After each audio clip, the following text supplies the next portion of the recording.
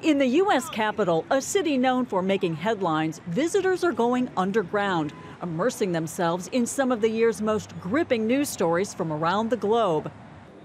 The World Press photo exhibit at the DuPont Underground Gallery features the best in visual journalism, from the uplifting to the unnerving. Curator Robert Mine says photos such as that capturing the assassination of the Russian ambassador to Turkey are among the most compelling.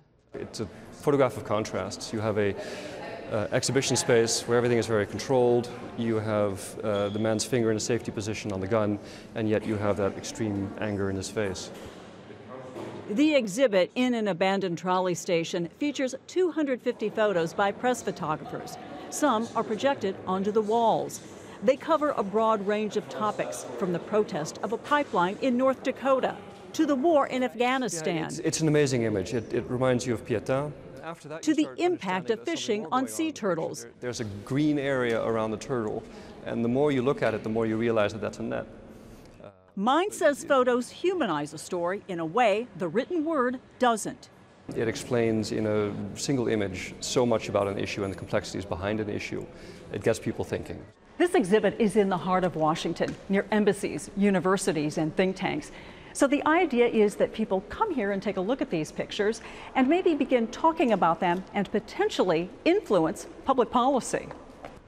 Claudia Levin and Veronica Ferris said the exhibit forced them to rethink stories and consider the people behind them. You hear sometimes in the news, but you're not really confronted with these things on a daily basis. We also had discussed the ethical dilemma of the journalists and of the photographers who see it. What is their role in responding to it? Are they just there observing and documenting, or are they ethically obliged to follow through with something? The exhibit is scheduled to 100 cities around the world, with 4 million people expected to see it.